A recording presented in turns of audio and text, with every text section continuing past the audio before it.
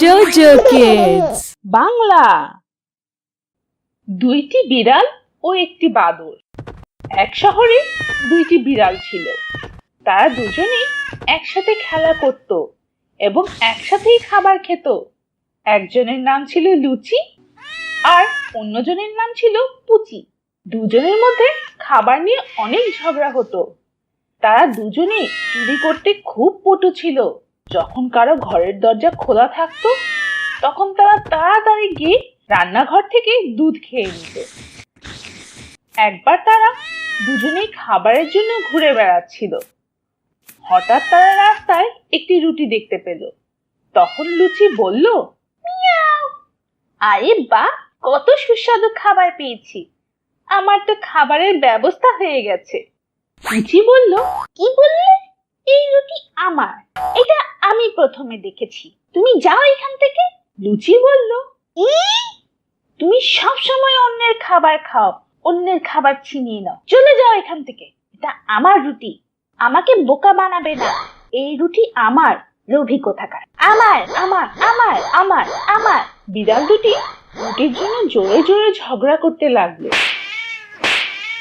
তখনই সেখানে তাদের বন্ধু বাদর আসলো। বাদর বলল, এই সামান্য ব্যাপারে কেন ঝগড়া করছো?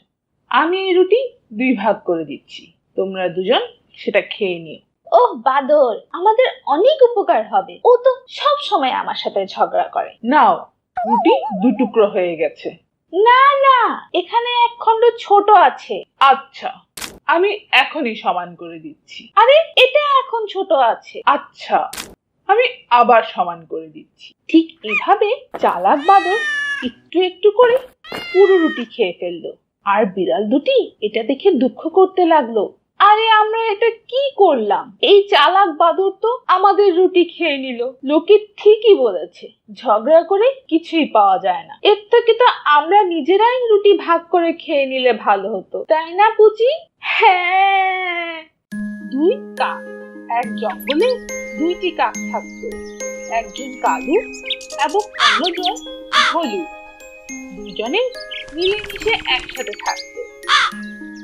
কিন্তু তাদের মধ্যে কালু অনেক বুদ্ধিমান ও স্বাস্থ্যবান ছিল, কিন্তু বেচারা ভলু যেমন না তেমনই সহজ সরল।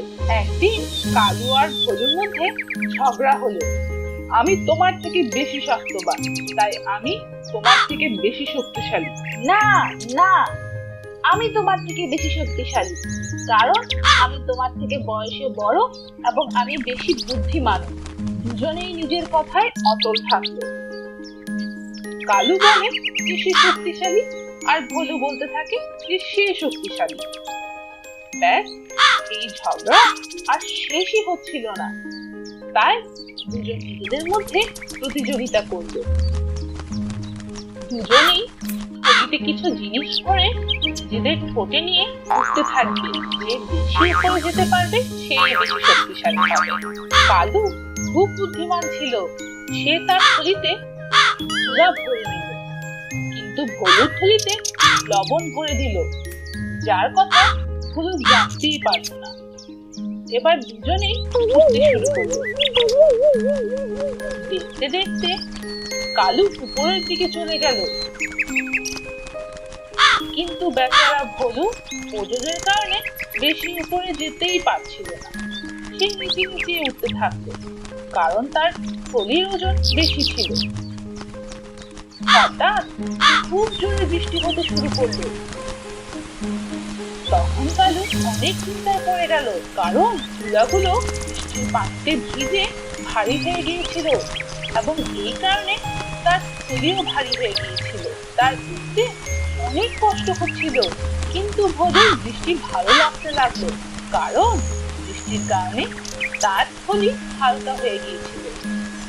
বৃষ্টিতে ভিজে তার থলিতে রাখা লবণ গলে যাচ্ছিল। এখন ভলু উপরে উঠতে লাগলো এবং সে প্রতিযোগিতাও জিতে গেল। আমাদের কাউকে ধোঁকা দেওয়া উচিত নয়। এক ঘন জঙ্গলে এক গাছে কালু কাক নিজের বাসা বানিয়ে থাকতো। সে গাছের নিচেই একটি সাপের গর্ত ছিল। একদিন কালু যখন খাবার খুঁজে পায় তখন সাপটি লুকিয়ে তার ডিম খেয়ে ফেলে। যখন কাক তার বাসায় ফিরে আসলো তখন নিজের ডিমগুলো দেখতে না পেয়ে খুব দুঃখ করলো। সাপের ওপর কাকের সন্দেহ হলো এবং সাপকে জিজ্ঞেস করলো, ভাই সাপ, তুমি কি কাউকে আমার বাসার দিকে আসতে দেখেছো? কেউ আমার ডিমগুলো খেয়ে ফেলেছে। না না, আমি কাউকে দেখিনি। আমি জানি না কে তোমার ডিম খেয়েছে। কিছুদিন পর আবারও একই ঘটনা ঘটলো, কিন্তু এবার কাক সাপকে তার ডিম খাওয়ার সময় দেখে ফেললো। আচ্ছা, এখন বুঝলাম তুমি আমার ডিমগুলো খেয়ে ফেলো। তোমার ওপর আমার আগে থেকেই সন্দেহ ছিল। তোমার এত সাহস কিভাবে হলো? আমার ডিম খেয়ে ফেলেছো? আমার খিদে পেয়েছিল, তাই আমি তোমার ডিম খেয়ে ফেলেছি। তুমি আমার কিছুই করতে পারবে না। এই বলে সাপ তার গর্তে চলে গেল। কালু খুব দুঃখ পেল এবং সাপের উপর বদলা নেওয়ার কথা ভাবতে লাগলো। এরপর সে উড়ে উড়ে রাজার মহলে চলে যায়। তখনই মহারানীর উপর তার নজর পড়ে। মহারানী পুকুরে গোসল করছিল।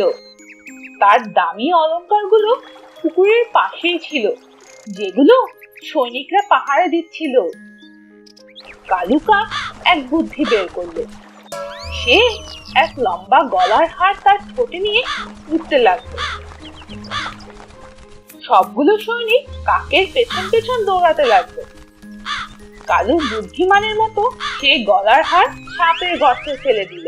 যখন সৈনিকরা গর্ত খুঁড়তে লাগলো তখন সাপ বের হয়ে আসলো, যার গলায় মহারানীর হার ছিল। সৈনিকরা পিটিয়ে পিটিয়ে সাপটিকে মেরে ফেললো এবং সেই হার নিয়ে চলে গেল। এভাবে কালু কাক সাপের ওপর তার বদলা নিয়ে নিল। জঙ্গলের মাঝামাঝি একটি গুহা ছিল। সেখানে এক শেয়াল থাকতো। একদিন পানি ও খাবারের খোঁজে সে গুহা থেকে বাইরে আসে। তখনই সেই জঙ্গলের রাজা সিংহ, যে সারাদিন ধরে খাবার খুঁজে ক্লান্ত হয়ে গিয়েছিল, সেই গুহার ভেতরে গিয়ে বিশ্রাম করতে লাগলো। সিংহ ভাবলো যে এই গুহাতে যে প্রাণী থাকে সে রাত হলে অবশ্যই ফিরে আসবে এবং তখন তাকে খেয়ে নিজের ক্ষুধা মেটাবে। আর যখন শেয়াল নিজের গুহাতে ফিরে আসলো তখন সে গুহার বাইরে সিংহের পায়ের চিহ্ন দেখতে পেল। আমার গুহার ভিতরে সিংহ রাজা নেই তো? অবশ্যই কোনো সমস্যা আছে। আমার ভেতরে যাওয়ার আগে খোঁজ নিতে হবে, নয়তো সিংহ রাজা আমাকে তার খাবার বানিয়ে ফেলবে। শেয়াল খুব বুদ্ধিমান ছিল, তাই সে তার গুহার ভেতর, দরজা এবং আশেপাশে খুব ভালো করে দেখলো।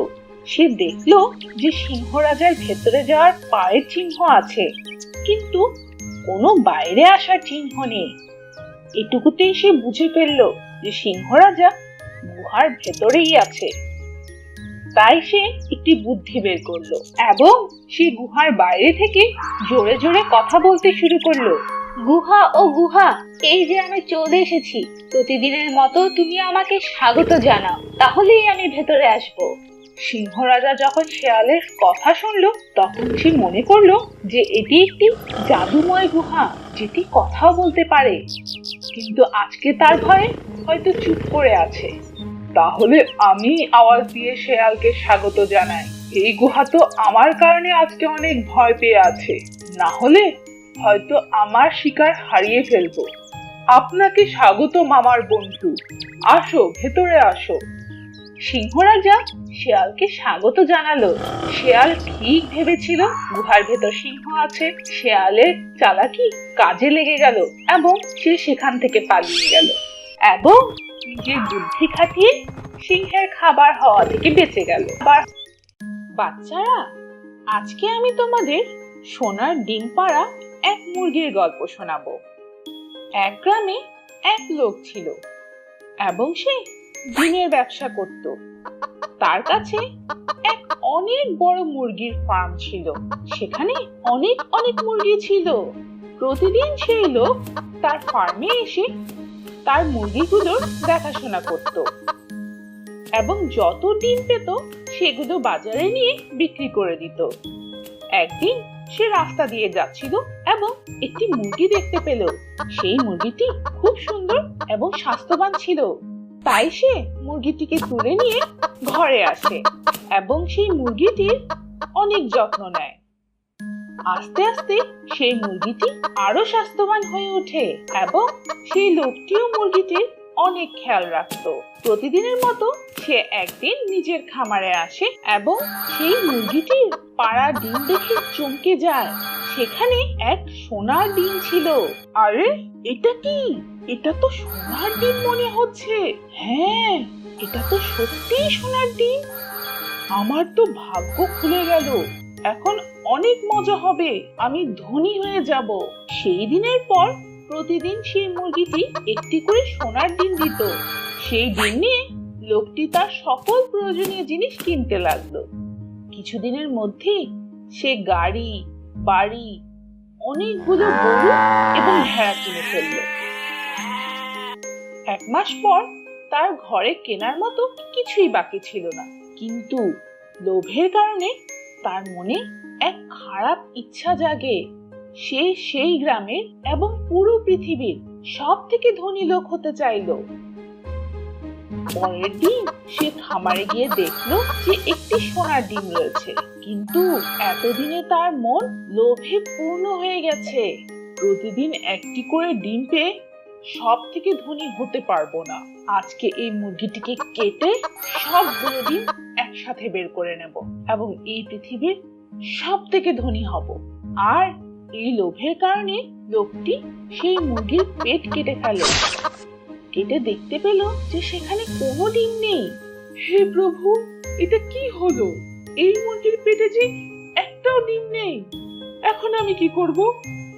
আমার লোভের কারণে অনেক বড় ক্ষতি হয়ে গেল। তো বাচ্চারা, এই গল্প থেকে আমরা এটাই শিখতে পারি যে লোভের কারণে সব সময় আমাদের শুধু ক্ষতিই হয়। Please subscribe.